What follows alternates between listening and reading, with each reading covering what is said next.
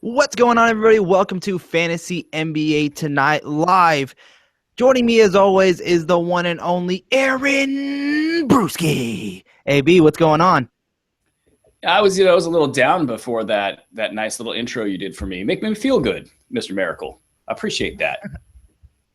No worries. Well, guys, just so you guys know, this is a Hoop Dash Ball presentation, and what we'd like to do on Fantasy NBA tonight is answer all of your fantasy basketball questions. No matter the league, no matter the categories, and no matter how hard the question, we are here and we are ready to answer them for you, and that's why we have Aaron Bruski joining me every single night. So what we're going to do is monitor the chat board. Any question that comes through, whatever we start talking about, we will pause what we're doing and make sure that we answer your questions. Also, this is going to be a premium subscription package moving forward into the regular season, but throughout the preseason and if for the little season pass that we'll do for the beginning of the year, we're actually going to be doing this for all of the fans out there. So you guys, I recommend that you take advantage of this and get all the information that you're getting now. And if you see it useful, you go and purchase the hoop-ball.com draft guide where everyone's been working on it. And Aaron, how's it going? It cut out a little bit there, but I presumed you asked me why I look so good today. Sure. Why do you look so good today? And I don't know. I asked about the sales on the draft guide and how strong they've been, because normally what you say right there is they're going gangbusters. They're going gangbusters on Tuesday. No, they're going great, and we're just happy to have everybody on board in the premium section. It's been a phenomenal ride, this whole hoop ball thing, and we're doing good, so I'm happy about it. Once again, guys, just start firing your questions into the chat section. We'll start answering them live here on the show, so you can get the reaction from Aaron Bruski himself and me when I, am allowed to say some things when, Aaron sees fit, even though I'm hosting the show. Anyways, Aaron, until we start getting these questions, I thought a great idea would be is to start running down some of these box scores from today's preseason games, since there was a lot of them here on Thursday and one still going on between the Los Angeles Lakers and our hometown team, the Sacramento Kings. We should definitely start off with the one in Philadelphia. Yes, they got destroyed. They got beat down badly by the Washington Wizards, but two things happened. One, John Wall saw an increased amount of minutes. He played 19 minutes today, away from, I believe, what was the start of 13 minutes in his very first game, and actually almost doubled in 19 minutes today. And then Joel Embiid played 14 minutes and actually double with 13 points and I believe 11 rebounds as I'm pulling up the stat sheet now. I think I want to stay with Philadelphia because Joel Embiid is starting to pick up a lot of traction from fantasy owners. Not just like they're going to go after him, but the hype is starting to get built behind him in preseason. You see him get a double-double, and it was 11 points and 12 rebounds to be exact in his 14 minutes of action. Joel Embiid, is he starting to become a late-round flyer to you? Late-round flyer? Yeah, last-round flyer maybe. In a 12-team league of competitive owners, last-round flyer for sure. In an intermediate league, you might be able to do a little bit better than that. Here's the thing. Here's some guys that we've seen have monster preseason. Let me take a dump on myself here real quick. Myers Leonard had a massive preseason last year. Who else? Enes Kanter 2 years ago had a massive preseason. Enes Kanter was going for 20 and 10 almost seemingly every night he played 2 years ago. So while it's tempting to get excited about all of this preseason action, you got to remember that defense is almost non-existent, and this is the time that guys like this will shine. So I think everybody needs to take a tiny step back. I see what everybody else sees. He's got phenomenal physical tools.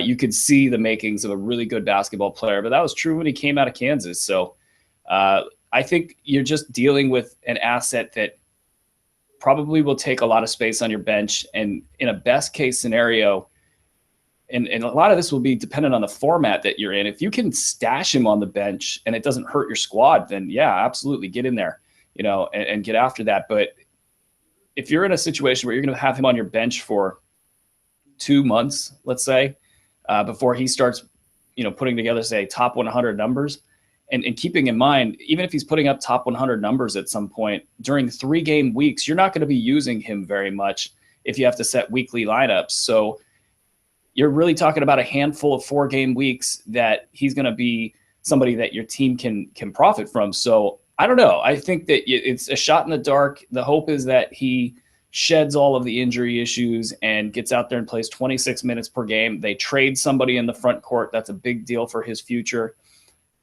fantasy value. And that's a lot of ifs. So I don't know. In an expert league when the last few picks in that 130 to 150 range, they could be looking pretty bad. Yeah, I think then it's time to take a chance. But, if you've got any number of the sleepers that we've got at the bottom of the Bruski 150 staring you in the face, I'd probably go for them. Like I said, guys, we are answering all of your questions. And as soon as we start getting questions, we're going to stop whatever we're doing and answer those questions just for you live on this show. And AB, we got a question that came in, and I'm going to shoot it off right to you. It says, "Good evening, Vince and Aaron. Big fan. Thank you for letting me pick your guys' brains. I drafted D'Angelo Russell late in my draft, and I was wondering, is he a better pickup than Emmanuel Mudiay?" Oh, yeah. Yeah. Night and day better. And that some formatting issues might come into play. If you're not dealing with the percentages, Emmanuel Mudiay could very well shoot 36% again this year. I don't think that's going to happen. I think he'll shoot 37%. But it's not going to be pretty for him in either the field goal percentage or the turnover categories. So on the other hand, I think D'Angelo Russell's in for a breakout year. I think he's got top 40 upside within pretty attainable reach. I don't think he's going to come out, all that strong in the first third of the season. I think he might sit in that top 75 range. I think he'll be an instant, after maybe like the first week or two when teams are sleeping, he might go through a little bit of a lull, and you might be able to get him for cheap before that stretch run when he really, really takes the experience that he gains through the rest of the year and develops his game and, takes that next step into the stratosphere. I think he could be a top 30 guy. I don't think Emmanuel Mudiay is anywhere close to that. I think he's got more trouble holding off Jamal Murray than anybody's really giving him or that position battle credit for. So, yeah, it's going to be D'Angelo Russell, 100%, no questions asked. You say he has top 40 value, and I completely agree with you. I think this could be the breakout year for the guy who was labeled as immature last season after what happened with that Nick Young video. But drafted in the top 40, where do you see him potentially falling, and where do you think fantasy owners should be targeting him in their fantasy drafts? In an 8-cat league, I think probably – if you can get him just outside of the top 50, I think you're really onto something there. When I say top 40, I'm pretty convinced he's going to finish in the top 40. But there's that extra gear that you're looking for in players where you can't project them to hit that gear because that would be very, overly optimistic. But that potential to have that next gear, it's kind of like Karl Anthony Towns last year. Nobody's sitting there projecting him as a first-round guy. But I think people knew in the back of their mind that if everything went well for him, that he had some sort of potential like that, top 20 or whatever have you. He had that extra gear. And this is what you're seeing with D'Angelo Russell. We just don't know what he's going to look like in his best form. And if it ends up being, 25-5 with a couple steals, some threes and percentages that are really good, he could be a top 15, top 20 guy in an 8-cat league, slash about a round of value off for 9-cat leagues, maybe 2 rounds for 9-cat leagues. But yeah, that potential is definitely there. But I wouldn't take, you got to read the ADPs. You got to sit there and look at your league. If everybody is intermediate or expert in your league, you're going to have to pick them a half round to a full round earlier than you would based on the ADP that you see at ESPN or Yahoo or wherever have you. So keep that in mind when you're reaching for them. Awesome. I want to thank everyone who's starting to join us here. Our viewership is starting to go up, and I want to remind everyone that we are answering all of you guys' fantasy questions here on Fantasy NBA Tonight live with Aaron Bruski and myself, Vince Miracle. If you guys haven't done so yet, hit that thumbs up button so let us know that you guys like this show. And if you're not a subscriber yet, button, it lets us know that you guys are enjoying what we're putting out there. AB, we were talking about box scores. I want to go back to that until more questions start coming in. And we started with Philly, but I want to go back to Washington now because John Wall played his 14 minutes, 9 points, 9 assists. Is he back? I know the injuries were starting to scare some people with Scotty Brooks and now in Washington. Can he potentially push to be and continue to be an early second round and maybe exceed that in his value this season? He's going to have – I think there's a lot of good players in the first round. I don't know that his numbers are going to fall off per se, but I just think that there's – for whatever reason, this happens all the time. There will be a pocket of value, whether that's in the first round, the third round, the fourth round, whatever it ends up being. You'll see a guy who has exactly the same numbers from year to year, but he drops 10 ranks or he goes up 20 ranks, and there's just no science behind it. It's just kind of dumb luck. I think that there's a lot of players above him that will keep him from entering into the top 12. He had 3 dunks tonight. He's fine. I mean, physically, he's fine. I think if anything, the news about his knee, every time he's on a minutes limit or, anytime he's held back, I think that just helps out his value. So, I would not shy away from him in drafts. I think early second round, late second round for 9-cat, early second for 8-cat, that is. I think you're right on point with John Wall, and you just hope that you can get him at like 14, 15 in that 8-cat league. And he'll go a little bit too early in 9-cat leagues because I think in 9-cat leagues, people just sort of ignore the turnover issue. They will clean things up a little bit in Washington this year, not by a lot because they're going to be very thin on offense. Bradley Beal, if and when he gets injured, is going to put that same type of pressure on John Wall. It was the efficiency that did him in last year. He had plenty of usage. It was, all teed up for him to have a big season. But when he was the only guy, that they could count on a night-to-night basis, it really hurt his efficiency. I'm glad you brought up Bradley Beal because he had a very good night tonight. He had 22 points, 5 rebounds, 4 assists on 8 of 14 shooting, and he went off from three-point range, hitting 5 of 6 from deep. The potential to be a very good basketball player in this league. The hype around him at this time in the early season, early part of the offseason, heading into fantasy drafts. But you brought it up. That injury history is scary. If and when he gets injured is always the tag that's with Bradley Beal. Are you stamping him with what Dan and I call the stamp of someone else's headache when you go into your drafts, or do you feel he can potentially stay healthy this season and for at least for a full season with the Wizards this season? That was a lot of word of the season. I'm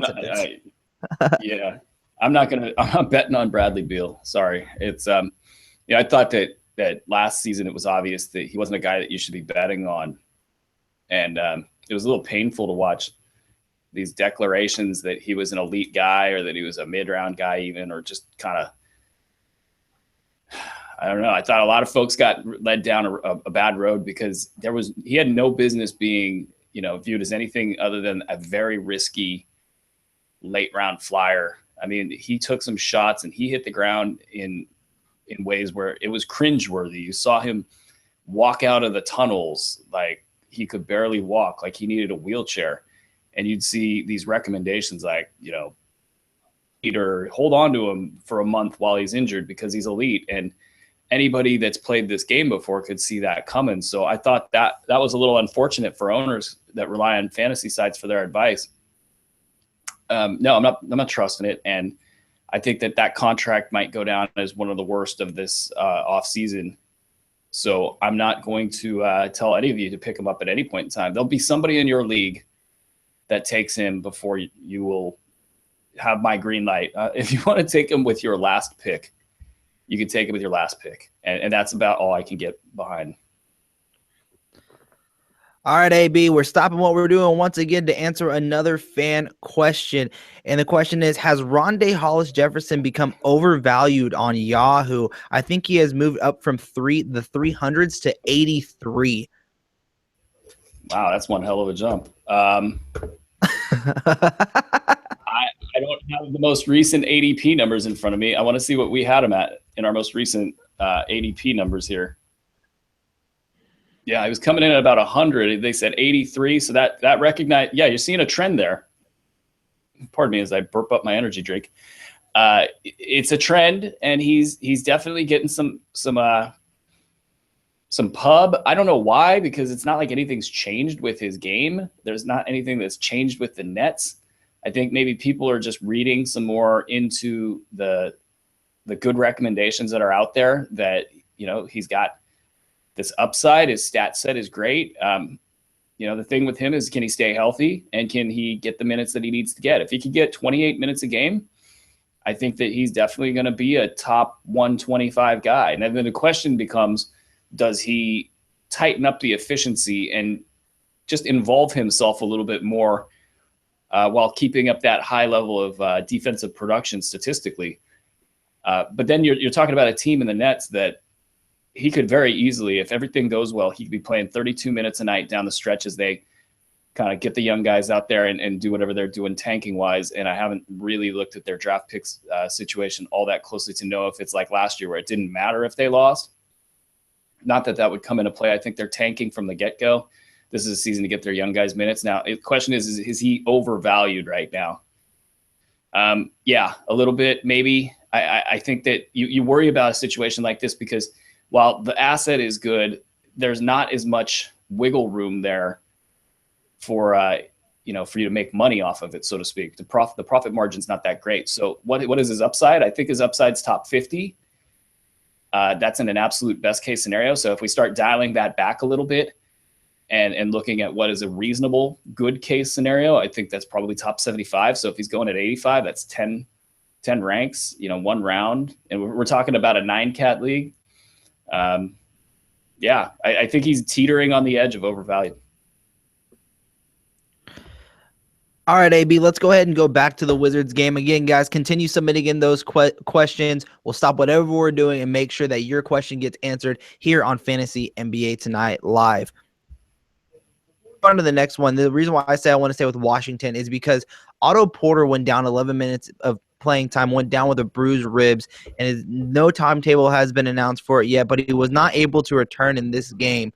What are your thoughts on Otto Porter this season? Because Scotty Brooks has come out and said that he and Kelly Oubre are in a battle for the starting small forward position.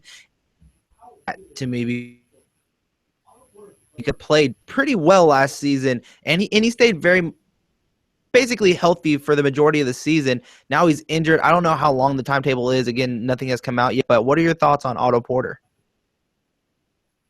Oh, Scotty Brooks. Scotty Brooks has the ability to throw a monkey wrench in fantasy owners' plans. He's proven it in the past. He's done it with James Harden. He's done it with Serge Ibaka and Reggie Jackson. And the thing with Otto Porter that's a little bit different is Otto is a little bit more of a defensive guy. And, you'd think that would keep him on the floor more, but then there was Serge Ibaka, and Serge is not having earned his stripes.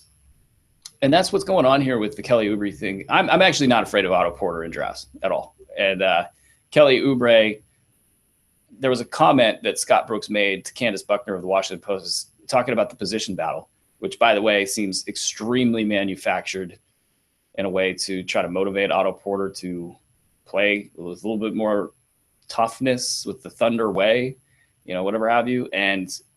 But then he closed the interview by saying, but Oubre is really young. And that was code for, hey, this guy's 20 years old. I don't trust rookies as is. I don't know if I'm going to put my weight and support behind Kelly Oubre. I mean, you hear him talk great about all of his players, but Brooks isn't going to go out there and hang his hat on Oubre and say, yeah, Oubre is the future of this team. And, oh, by the way, if that doesn't work out, then I look silly. He's just playing this out in the media to push his guys. Is he capable of limiting Otto Porter to 27 minutes a game? Absolutely. He is absolutely capable of doing that. The good thing with Otto Porter in his game is it doesn't rely on volume. It relies on efficiency. He's going to be just fine in 27 minutes per game. He might not be the greatest pick in the world for you at this rate with the recent injury tonight and the Oubre talk and the kind of lack of a big game so far. I could see you getting him at 100. And that would be awesome, because I think he'll sit at about 100, as long as he doesn't get hurt. I think he will cruise into a top 100 finish even at 27 minutes a game. So if he can just get that 30, 32 minutes per game, I think you're looking at a top 75 asset. And that's just assuming he doesn't do anything crazy like develop really fast and or take on a larger role within the offense. One that we don't see right now, but maybe Bradley Beal gets injured. Maybe Marcin Gortat struggles a bit. Maybe Otto Porter takes the ball and runs with it a little bit. And then you're looking at a guy with a stat set that can be a top 50 top 40 guy in a best case scenario. So I'm not shying away from Otto Porter at all. I hope the bad news keeps coming. Turn back to this segment after we answer a couple of the questions that we got in the chat. We'll be talking about the Boston Celtics game that happened earlier this evening. But AB, we got a couple questions here. First one comes from Kimberly. She says, if I drafted a point guard and a center in the first and second round, but the best players up in the third and fourth round are also point guards and a center, do I go for it or should I draft other positions? She's in a 12-man 9-cat head-to-head league. No, you just keep going best player available at that point in time. I mean, there's other topics they're kind of interwoven in this where, you could talk about point guard depth. You could talk about lack of depth at the shooting guard and the small forward positions.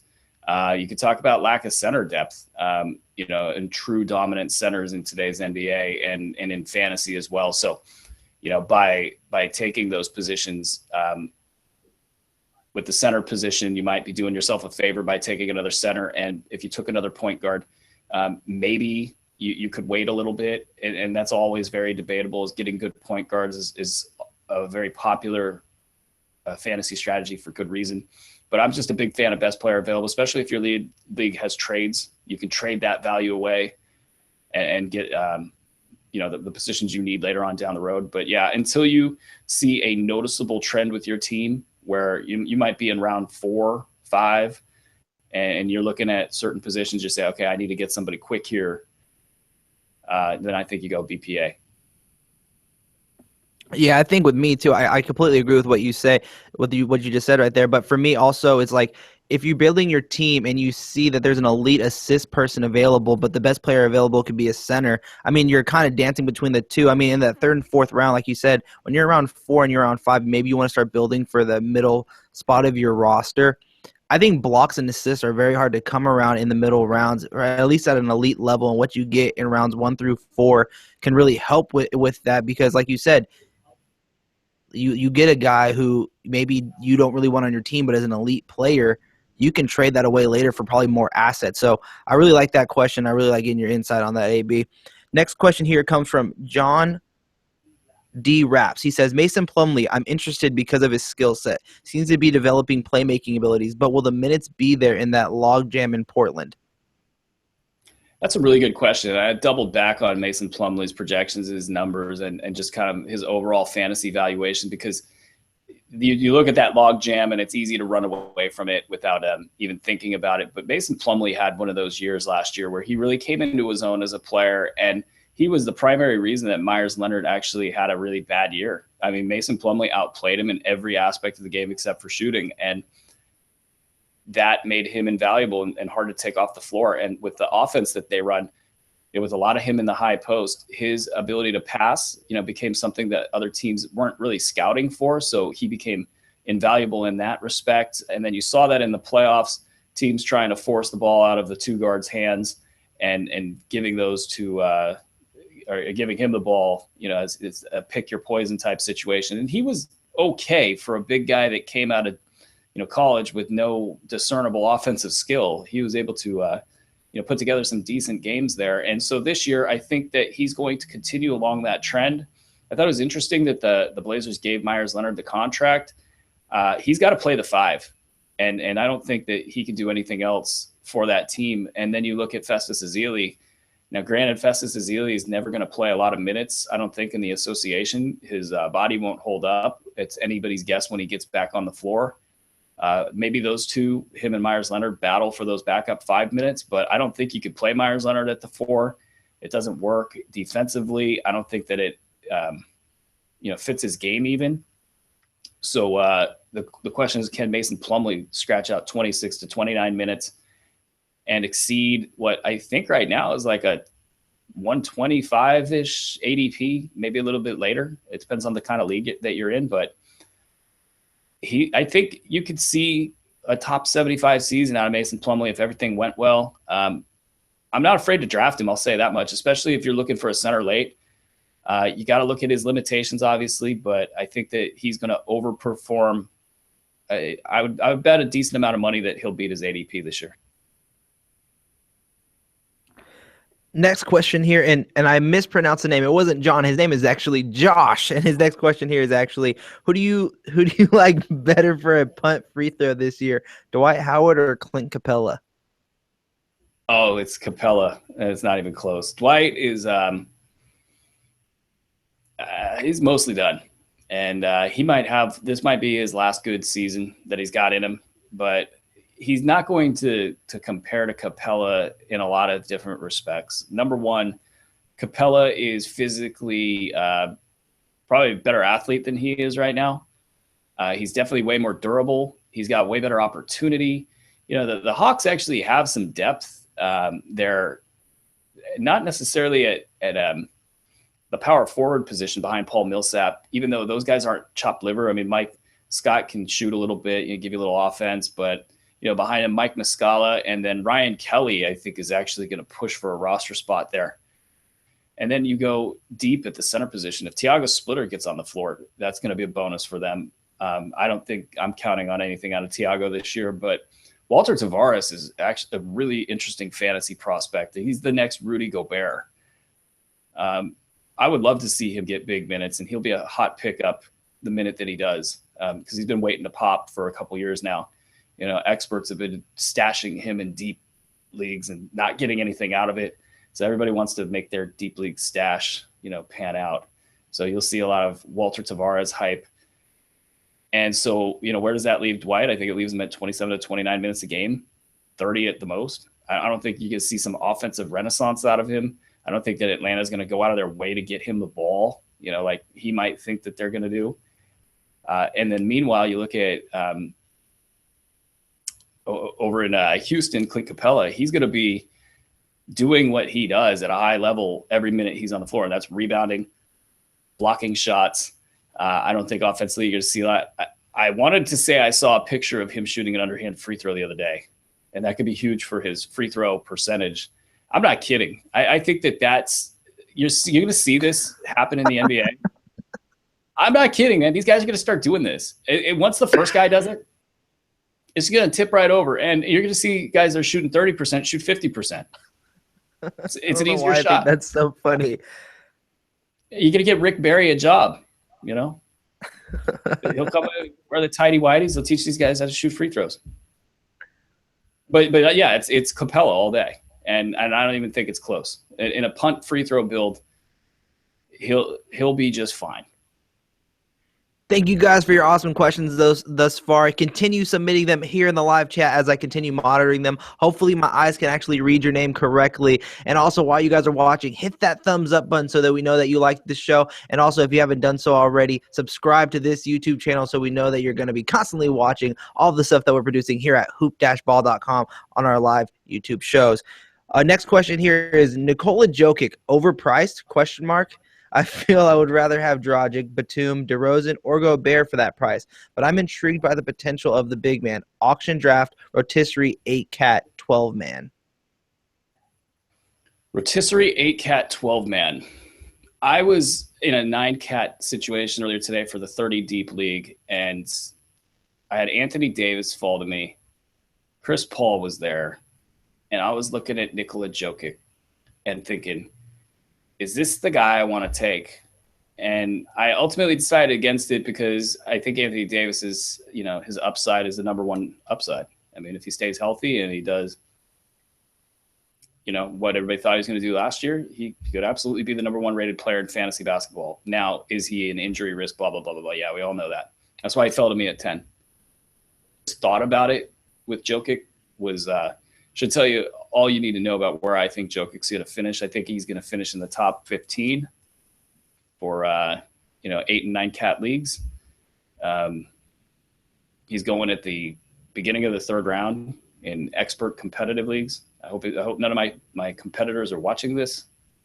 So go away if you are. But yeah, I don't think that those other guys, I don't think that they compare. And we haven't really scratched the surface with Jokic either. I don't have him scoring at a high rate. I don't have him take 16 shots a game or even close. And he's a guy that could easily do that. You can enter the ball to him in the post. What you're seeing with him offensively is he's willing to pop from anywhere. and he's got a feathery touch. He's got Dirk-like touch out there. So why wouldn't you give this guy the ball 16, shots a game? I don't think they're going to do that to start off, but I think they'll figure it out real quick. Next question here. Who do you guys think will be the starting PG in New Orleans, and how do you feel about Tim Frazier drafting him in the 11th round of a 10-cat head-to-head league? Yeah, go for it. I mean, 11th is a little early because keeping this in mind, if Drew Holiday, if things turn for the better with his wife's situation, he could possibly, miss only 5 games. I think right now I'm 10 to 15 games.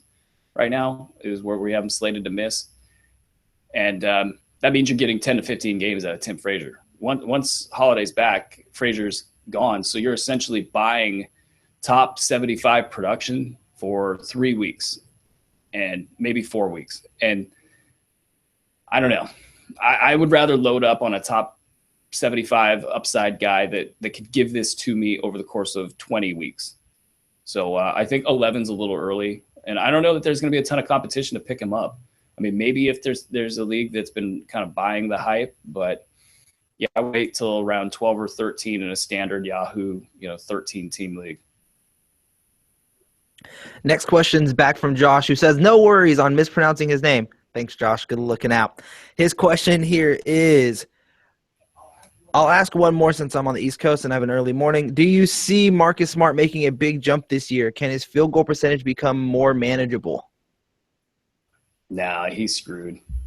I mean, I think that his asset is going to be stable as like a top 150 guy.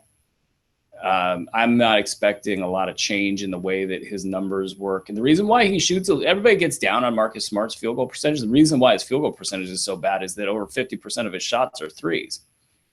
The best three-point shooters in the league are shooting 40%. So if you're taking more than half your shots from behind the three-point line, naturally you're not going to have a very good field goal percentage. And so when you're also a low-volume shooter, you don't get these. I mean, yeah, you might theoretically get set up if you're talking about like the Steve Novak type. Every shot's a wide-open three or a wide-open shot of some type. But Marcus Smart's shots are generally a little bit tougher. They're not within the flow of the offense. He's coming in there and he's trying to pick his spots, and sometimes they're not good spots. So I don't think that he can turn that around in this offense because there's not enough space for him. There's not enough space for other guys. So I don't think he's getting into a rhythm anytime soon. And I think he's gonna have a hard time getting anything more than say 25 to 27 minutes per game. So I don't think you're gonna see a big turnaround there, though. If you draft him with the expectation that he's a top 150 guy, say he gets traded into a good situation, now you're onto something. I think that he could jump up to a top 75 guy pretty quick. Awesome. I want to thank everyone for who's watching us live right now. Our viewership is teetering up every little bit since we've started the show. And for those who don't know, we are answering all of your guys' live questions, and all you have to do is leave them right here in the live chat. I'm monitoring it very closely here. And we have another question from Tama, and she says, according to ESPN projections, Lillard's points and threes are expected to come down from last season. Is this realistic? When does this guy become an undisputed all-star? Oh, this year he's going to be an all-star.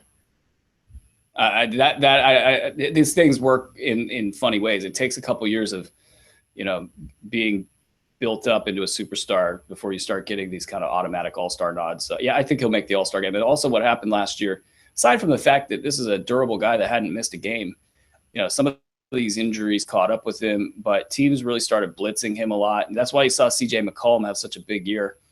He got way less defensive attention. I think this year it's going to be the opposite. I think CJ McCollum is obviously on the scouting report for opposing teams. I think that with the added the improvements of the guys around them, I think that there's way less pressure on Damian Lillard this year. I think he even said it. He said, this is the first time my foot hasn't hurt in 6 months or something. And so this year I think is his bounce back year. In terms of his production, I don't know that there's going to be a noticeable increase, but his games played, his efficiency, I think his playmaking totals, his assists, I think his three-point percentage, I think everything will just go up incrementally, and he'll have a nice season. He'll be in the All-Star game. Next question comes from Jay Best assisting big man that can shoot the threes, Vucevic or Blake Griffin? I think that only. Where's Jokic? Yeah.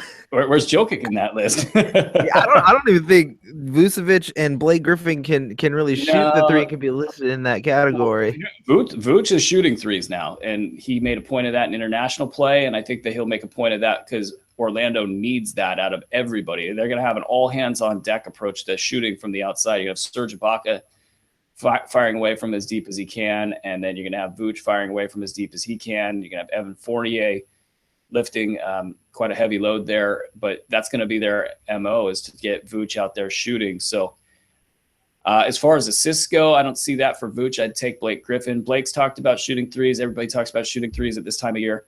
I think that he's going to, between the two, be the better shooting / assisting combo. And this, for the Clippers to have any shot at all of making any noise whatsoever, Blake Griffin has to not just have a normal year or even take a normal step forward. He has to have a special year that number one picks that are elite and transformative, that he's got to have that type of a season for them to be any good. So I don't think it's out of the realm of possibility for him to get out there, try to shoot threes, and try to add a new wrinkle to his game. Because I think all these guys in LA know that they've got to do something different to compete with the Warriors. And getting spanked by whatever it was, 60, 70 points in the preseason game the other day, that probably was a big message. I wouldn't be surprised if Doc Rivers helped that ass whooping along, with substitution patterns and not calling timeouts and just wanted them to get crushed. So these guys realize,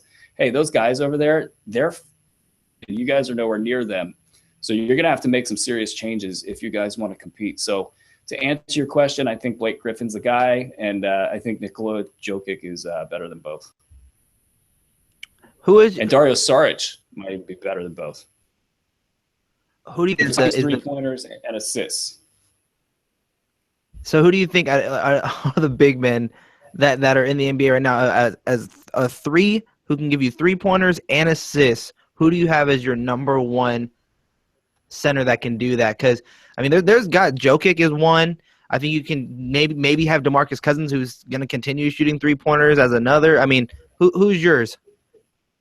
I don't want to put DeMarcus in there because I'm going to take the Kings over, and I don't want them shooting threes because I want to win my over by quite a bit. And I want them to hit that 40-plus wins. So I'm not going to put DeMarcus there out of pure selfishness. But if we're just talking those two cats, literally those two cats, I think it'll go Jokic, DeMarcus Cousins, Saric. Or Porzingis? Porzingis might beat out Blake Griffin if we're talking. Let's see, the assists, though. Yeah, it would be Griffin and Porzingis, and then probably Vooch at the bottom. Great question. I don't want to keep it up too long. We have a few more here. Do you think Bledsoe's worth drafting in the first 3 rounds of Roto leagues given his injury risk? Yeah, absolutely. If you can get him in the 3rd round, I'm fine with that. You're buying 2nd-round potential for a 3rd-round price. You might want to trend your team towards a little less risky if you do take that on. So try not to take too many injury risks after that. But, the first round is by far the most important round in fantasy sports. The valuations are so much, like from rank 1 to rank 2 to rank 3 to rank 4 to rank 5. There are huge gaps in value. Same thing happens in round 2, and then it starts to chill out a little bit in round 3. So if you could get into the 2nd round for a 3rd-round price, I think it justifies the risk. Taking a guy like Bledsoe, if he goes in the late 2nd, I don't like it. If he goes in the very early 3rd, I'm a little uncomfortable with it. But if you see him at like 30, I'm all about it. I want to thank everyone who's watching, and just a quick reminder again, as the viewership keeps coming in. Look, I don't know why that just stumbled there. It's late at night. I needed a drink of my energy drink. If you have a question, any fantasy basketball question, put them in the live chat, and I am monitoring it very closely as Aaron and I continue to take and answer all of your fantasy basketball questions. No matter the league size, no matter what categories you have, Roto, any type of system that you're in, Dynasty League, Keeper League, submit your questions. We're going to answer them here for you live on tonight's show. Do you see Thon making a splash during the season? Splash is a strong word. I'll say no on the splash, but the Bucks have to trade Greg Monroe, and that's, I think, going to happen within the first third of the season, if I had to bet. So that takes 27 minutes out of the equation, 29 minutes out of the equation, and now Thon Maker can get his 15 to 20 minutes as a rookie in a tanking season for the Bucks. Now, is he going to be able to do anything with that? Maybe he hits a half a three a game. Maybe he gets you a block a game. Maybe he gets you a half steal a game. Maybe he gets you 6 boards a game. I don't know. It's going to be real hard for him to have standard league value if he's only getting 20 minutes per game. And as it stands right now, they didn't pay Miles Plumlee all that money to ride the bench. And a guy like he's not somebody that you paid him to just come in and immediately sit the bench. I think it's going to be the other way around. I think Mirza will start, playing 20 minutes off the bench. Maybe they move this. I don't know if they'll move the starting lineup. That'd be kind of crazy. But like Jabari Parker's going to get his 30 minutes. So, where does Thon get his minutes? I think it's in the second half of the season, the second 2/3 of the season. I think it's about 20 minutes a game. Tops. Free John Henson. Oh, I forgot about Henson. John Henson. God, I forgot about Henson. Free him in Milwaukee. I don't think that's weird. They talked about him as the future of the franchise, and none of the actions on the court back it up. And I think this speaks to some of the trouble in Milwaukee. Like Jason Kidd, his power, his he doesn't like to play John Henson, and his power is kind of up and down throughout the organization. So I don't know what his story is either, but yeah, they got a logjam. Once again, before I move on to the next question, free John Henson. He can block shots. I'm a huge fan of John Henson. I don't know what it is. He's my favorite NBA player that doesn't get minutes and plays in the NBA. I love John Henson. Give him minutes. Free him in Milwaukee. Jason. Watching. Next question here. I scrolled down. Jokic too pricey. I think we talked about that just a little bit. But in your opinion, just in a quick little summarize from what we talked about earlier, do you think Jokic is becoming a little too pricey in fantasy drafts? No, I think if anything, fantasy analysts are afraid to rank him where he should be ranked. I mean, and that's the kind of thing. If you believe in the guy, rank him high. You do it with Rudy Gobert last year. You do it with Jimmy Butler last year, and you sap all of the value out of him. I don't want to hear these sites crowing when Nikola Jokic does really well, and they had him as like a 3rd or 4th round guy. It's rank him where you think he should be ranked. You said Blake Griffin is a guy who could potentially get you 5 assists a game, but he plays with CP3. That's the question mark there. Do you really think it's 5 assists a game for Blake Griffin? Oh, yeah. Yeah, his game has trended towards playmaker. It's moved away from the hoop. It's moved more towards off the dribble. Chris Paul, he really needs a release valve. I think you're going to see them play Austin Rivers, Raymond Felton. I think you're going to see them try to save Chris Paul for the playoffs. The hand injury was fluky last year, but he needs to be at his best for them to have any shot whatsoever. He's a guy that's hard to take off the floor, but yeah, in terms of just their overall playmaking, way the offense will trend, I think you're going to see Blake Griffin. He could have a dominant season. It's hard to bet on him because of the injury concerns, and I don't like the fact that he does move away from the basket, which isn't good for big men's value most of the time. So I think that I'm not rushing to get Blake Griffin, but I would not be surprised if he had a nice bounce-back season. Between Jay Crowder, DeMar DeRozan, Trevor Ariza, who would you grab? If DeRozan ever added a three-point shot, would he rise up a lot? Question mark. So was it DeRozan, Ariza, and who was the third? Jay Crowder. Ariza, DeRozan, and Jay Crowder. That's a Ariza, DeRozan, and Jay Crowder. That's probably going to be DeRozan, Crowder. I love that we're live because everyone gets to see how you're thinking in your head. Like, okay, Ariza does this, Crowder can do that, but DeMar DeRozan's an all-star. Yeah, I think with DeMar DeRozan's the way that he approaches the game, his personality, his skill level, I think his athleticism is right where it needs to be. I think this could be a peak or a prime season for him. And he took a lot of criticism and then just took the step forward and he shut everybody up. And I think he's got another one of those in him. And I think he's not a guy that gets a big contract and lets up. I think if anything, it's the opposite. I think if anything, he feels like he let everybody down last year.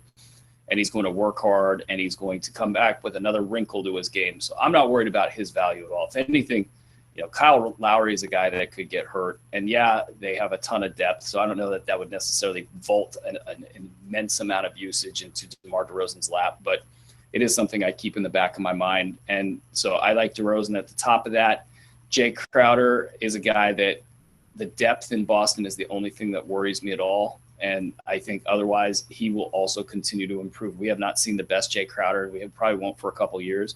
So I think that he's a solid guy. But Trevor Ariza is just like the sleeper, man. He just gets in there and gets it done. And every year you think he's dead, he just gets in there and he gets it done. One of the most consistent players in the NBA. He stopped being injury prone, and now you've got Mike D'Antoni, and they need him. He's the one guy they cannot lose. And I think he's going to fire away a lot of threes. I think that he's going to be protected a little bit by Mike D'Antoni. That's a good thing for his durability. And it could be a pretty big season for him. So I'm going to take the order I originally started with. Awesome, guys. Kimberly's asking these questions that are making you think, and I want to hear more of these type of questions. Kimberly, keep sending them in. Everyone who's watching this show right now, we are answering all of your fantasy basketball questions here on Fantasy NBA Delight, live with Aaron Bruski, the founder of hoop-ball.com. And I know we're not like truly sponsored by them, but honestly, this show should be. We're sponsored by Rockstar because we keep drinking these things because we need these energy drinks for these Fantasy NBA Tonight shows. Quick swig here as I move on to the next question, and it says Goran Dragic, Jeff Teague, Reggie Jackson, Mike Conley, and Dennis Schroeder. Who's your favorite from that list, and who's the worst? I'm actually just going to change that question a little bit just because I want you to rank them from 1 to, what is that, 5? Yeah, 1 to 5. And just in order. Who's your number 1 and who's the 5th? Well, it's a good thing I wasn't writing any of that down. So we'll just go. I think it's going to be Goran Dragic. Who else was there? We got Jeff Teague, Reggie Jackson, Mike Conley, and Dennis Schroeder. Oh, yeah. It's going to go Dragic, Conley, Schroeder, Teague, and then Reggie Jackson. And I'll go backwards back to the top. Reggie Jackson, I think we discussed him last night. Ish Smith is no joke, so don't be surprised if Reggie Jackson plays 27 minutes per game this year in an 8-cat league that's good for like top 80, top 90 value, and a 9-cat league that puts him at like top 120. Jeff Teague got that kind of 27-year-old player's disease where they play through all these injuries. He played through the tendonitis in his patella tendon, and now it's coming to bite him, and then he's going to play next to Paul George and Monte Ellis. I don't see a lot of reason to get excited there, even if he has a good season by his standards. I just think it's a tough spot for him. And yes, they might try to run an Indy, and no, I don't think that they can add more than 3, 4, 5 field goal attempts per game. I think that they're probably going to add a couple field goal attempts per game. I think you're going to see a ton of Paul George, a ton of Miles Turner is going to step up and take more shots. Monte Ellis is not disappearing anytime soon. Paul George isn't going to hand over a bunch of shots. So I think his assist totals are going to suffer, and I think he's clear number 4 there. Now, Dennis Schroeder, the only guy that worries me about, a potential 35-minute per game season, that's what I think Dennis Schroeder is capable of playing this year, is Malcolm Delaney, who's kind of a sleeper coming from overseas. He's definitely not a rookie, and don't be surprised if he's coming on and playing 20 minutes a game. Jarrett Jack, it was kind of crazy, all these people when Jarrett Jack was like, oh, what a good deal, whatever, veteran minimum. Well, hey, I got news for you. A guy at his age with his mileage is going to get ACL surgery, and he's going to be at the veterans minimum, and don't be surprised if he doesn't play a minute of basketball. So, I don't know what people were thinking there, but Schroeder is going to be, if he plays 31 minutes a game, he'll be a top 70, top 80 guy. If he plays 35 minutes a game, he'll have top 50 potential. 9-cat leagues owners are going to have to watch out there because he can have 4 turnovers a game this year, easy. So that would really send him falling down the ranks, probably about 50 slots. Above that, Mike Conley. You worry about his Achilles. He's another guy in his early years just played through so many injuries, and it just makes you wonder if he can have one last good season in his prime, and I think he can. Chandler Parsons is going to take a little bit of the ball handling, but they don't have enough playmaking for that to be a problem. I'm not too worried about that, so he'll be the clear number 2, and then Goran Dragic. They're just going to run, and he's going to have the ball a lot, and it's going to be a potential top 30 season. I think he's going in the top 40 right now.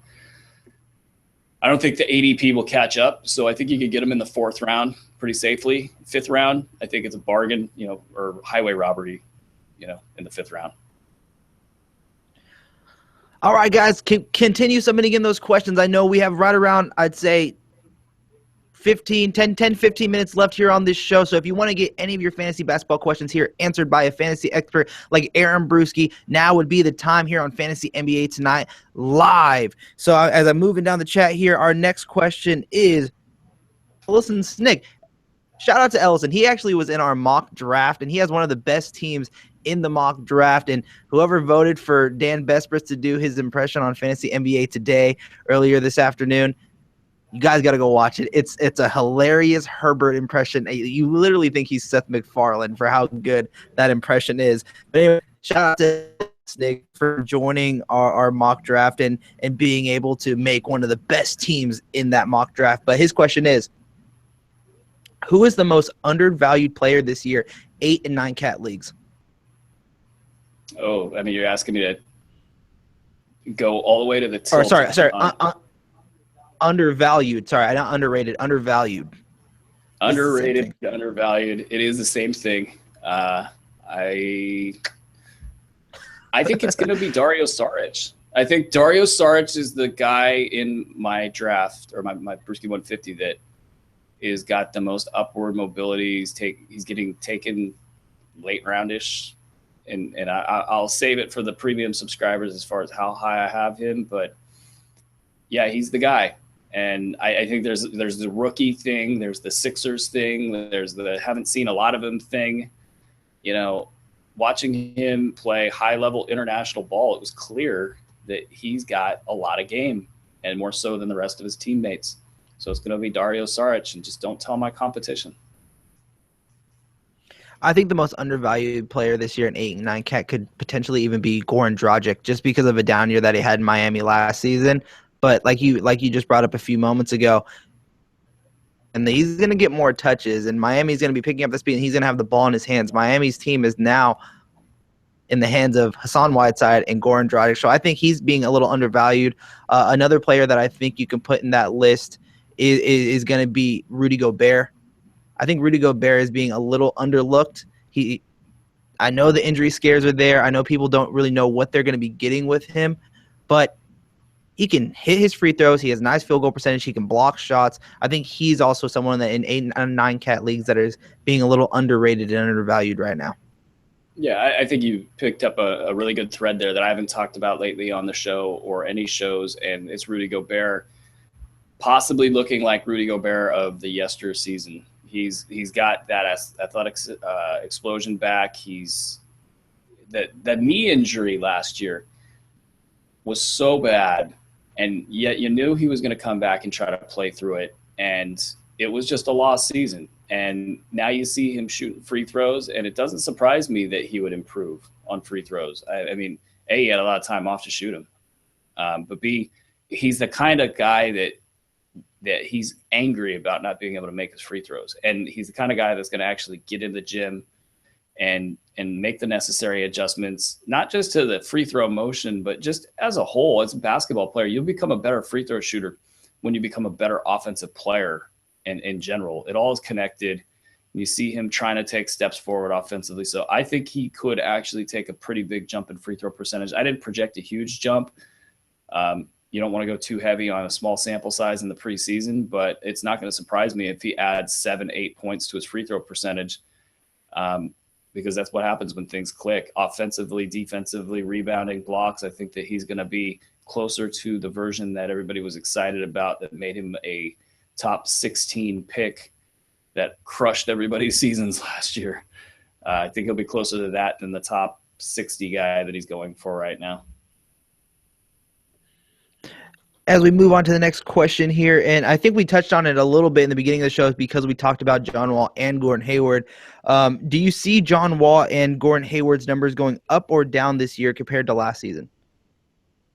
I think John Wall is going to have a little bit more efficient of a year. I think Randy Whitman was kind of trouble for that team all the way around. I think it was a stale season for them. I think that they a lot of people hopped on their bandwagon that probably shouldn't have. But I think with Scott Brooks, the one thing that Scott Brooks brings to the table that you cannot argue with is he gets his guys to buy in to the system. And I think John Wall is one of those guys that's ready to buy into a hard-nosed style of play. And I think that that's going to translate to the entire team playing a little bit more together, tougher, better. And as they play tougher and better, and guys like Markieff Morris and Otto Porter and even Kelly Oubre, as they improve, the depth on that team last year was so bad. I think that it's going to be a more efficient year for him. So I'm going to say John Wall has an improvement over last year. Gordon Hayward, I think, is going to be just fine, but I think that the depth in Utah keeps him from having big minutes. I think that the depth in Utah keeps him from having high usage. So I think his numbers are actually going to come down a little bit, and being out for, I don't know, you're starting to hear reports that make it seem like it's going to be more like 2 to 4 weeks rather than 4 to 6 weeks. So I think that, instead of 11 to 19 games, I think you're probably looking at something like 7 to 15 games. I think Gordon Hayward's going to be overdrafted this year, and it won't be because he's a bad player that he's regressed at all. It's just Utah is stacked right now. I love this next question because I already know the answer to this question, and you are not going to hold back at all, Aaron.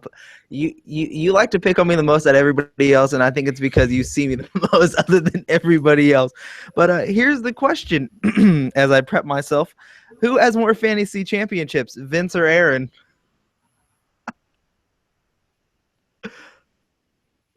Is it going to be silence and looking into the camera? I don't have to answer that. Right? I think the better question is because you and I have never actually competed in a tournament together. So I think the better question is who do you think would win in a fantasy game? And you guys can start voting right now, and I'll reveal the answers to that. The answer to this little poll here at the end of the show. So you guys start either writing Vince or Aaron, and at the end I'll see who has the most, and we'll reveal who they think would win in this tournament. I give you my list just like I give everybody else my list.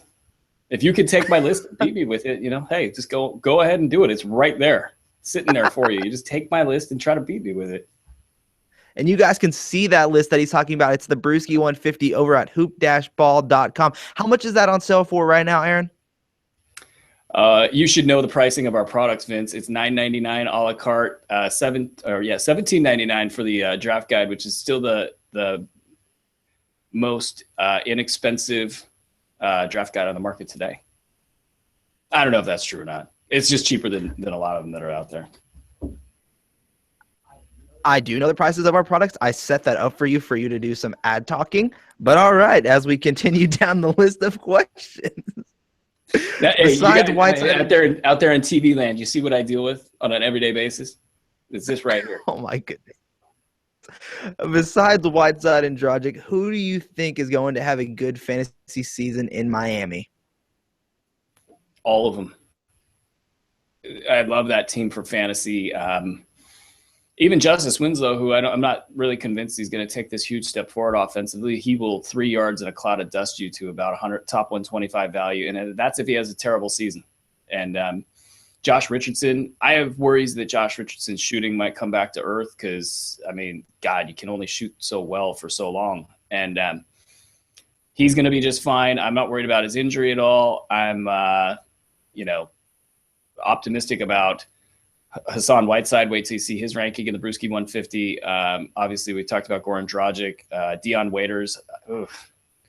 I like the step forward that Dion took last season. I don't want to rule him out for fantasy value. He just has a terrible stat set for fantasy value. And I think that they're going to hold him back a little bit, keep him at like 29, 30 minutes a game.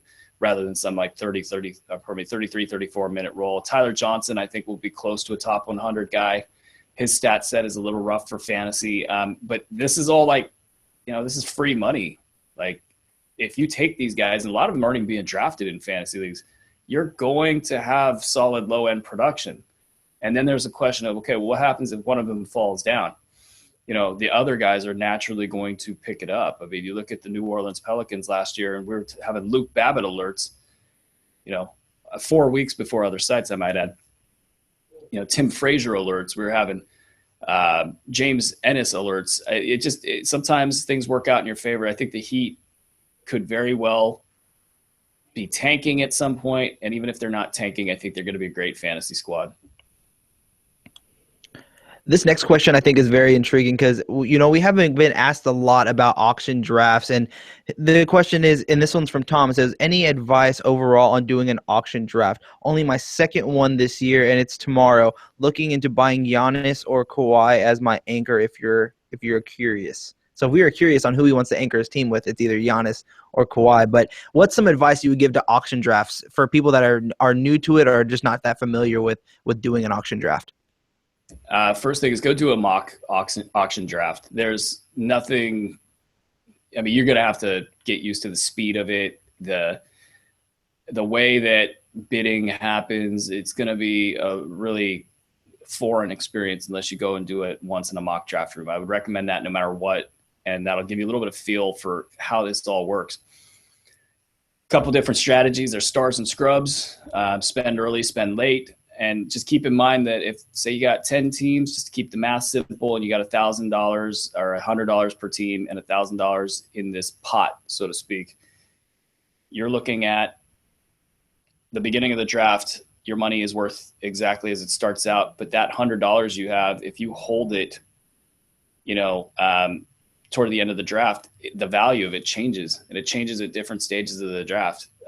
If you've got $1,000 and there's if you got $100, there's only 500 left in the draft, you've got 20% of the money. But if you hold it all the way to the end, your money doesn't matter anymore. So there's a point in time where this flip flops on you, and you just have to be very careful of how you approach it. If you think that you're doing yourself a favor by hanging on to your money till the end, make sure that you've nailed a couple of high level picks early on in the draft. What I try to do is, secure my high-end talent early, and there's no good way to do it. It's a feel thing. You want to have maybe 5 to 10 targets that you feel comfortable spending a lot of money on. It was Giannis and somebody else. I think you said Kawhi. If you've got $100, correct, I think you're looking at, being willing to spend. If I'm looking at $200 in the drafts that I've been looking at, I'm probably willing to spend just over a quarter of my budget on Kawhi, maybe a fifth of my budget on Giannis, something in that range. And it depends on when they get nominated. Of course, both those guys get nominated early. Stars and scrubs, middle of the road. I've seen it all. But you go in with a strategy. And I think the number one piece of advice I give you is just don't be afraid. Just whatever you believe, whatever the three guys are that you believe in, go in, get them. Don't worry about your money. You will have the same $1 bids as everybody else later in the draft. If I could say anything, is maybe spend early and then also save a little for late. And then you can have a little bit of an advantage. Just be prepared for the middle of your draft to be really boring. But auction drafts are fascinating. And it's, when I come out with this auction piece this weekend, I wanted to wait on it because I want to do it in a certain way to where kind of the rankings have dried into concrete a little bit, and approach it more strategically than to just say, well, these are the values, because the values don't mean anything, because your draft could go one direction and the next guy's draft could go the other direction. So none of that stuff really matters.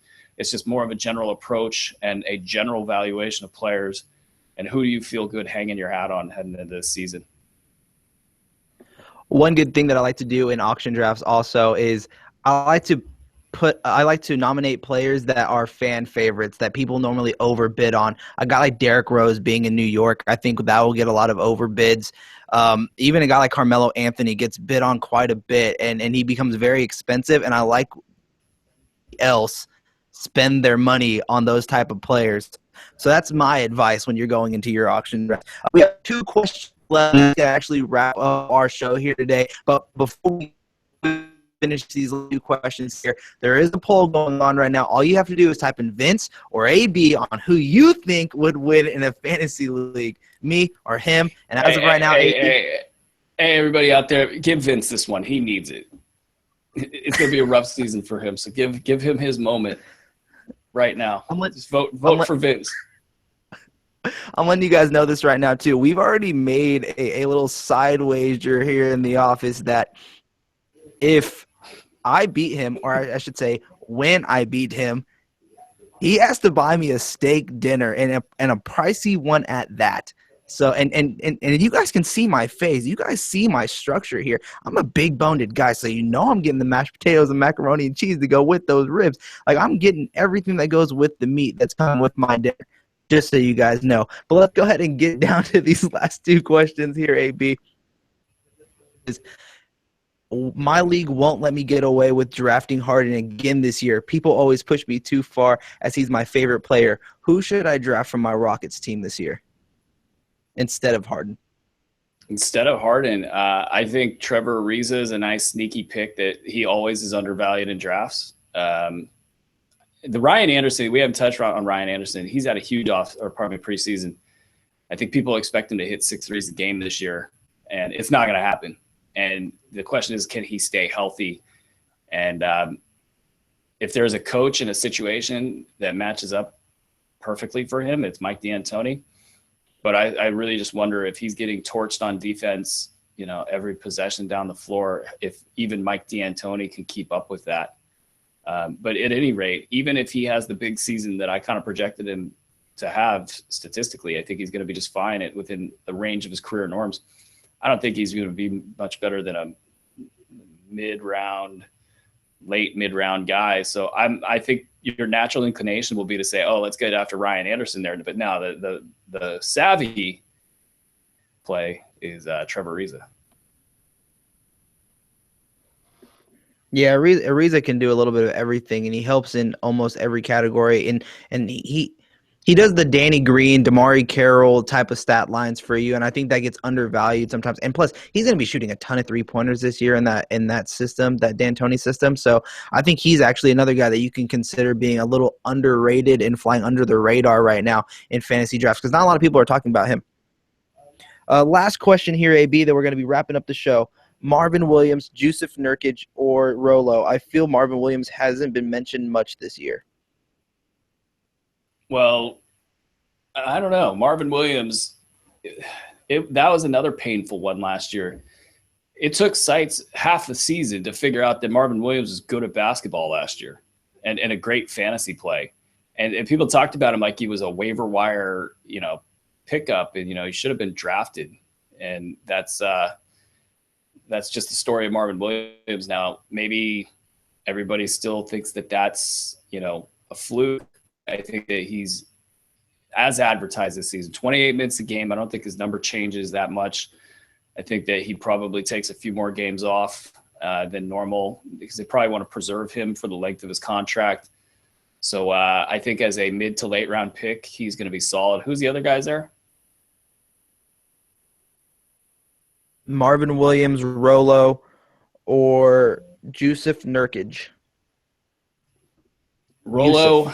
I think the guy here is Nurkic. Nurk, he's going to be hyped. He's going to be probably a bit more expensive than you want him to be. He might not even more than a round or two of value, but I do think he will finish higher than those two guys.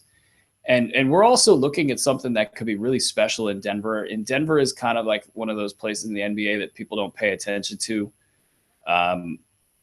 What they've got going on there, Michael Malone is an excellent coach.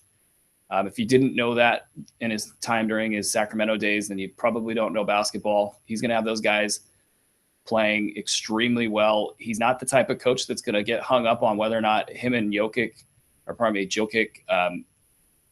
can fit with one another, because he can see that they clearly do. They can play. Both of those guys slimmed down. I think they knew that they were going to play a lot together. The thing with Nurk that puts him a cut or three below Jokic is he is still really wild with the ball. He's going for passes that aren't there. He's going to be a turnover machine, and I think that Malone pulls him back when he gets out of his lane a little bit. But he's not afraid to shoot. He's not afraid to mix it up. He's got the toughness that Michael Malone loves. He's going to get in there and just be a stat factory, and he'll probably play 26, 27 minutes a game this year. So I think that projects to be top 60 upside in an 8-cat league, and I think in probably a 9-cat league, he's probably got about top 80 upside. And then, you know what, he's another example of those guys that's got that hidden upside that you can't project him to play 30 minutes a game. But what if hell strikes, or and there's injuries, and he has to play 30 minutes a game? He has the stat set and statistical upside to be a top 40 guy, top 30 guy. The sky is the limit for a guy like Nurkic. So I'm happy to reach for him. If he's available in, say, round 8, I'm going to be looking hard. I take this guy, and there'll probably be guys that fall. There always are. And I don't know if I will take him in around 8, but around 9, I think I'd definitely take him.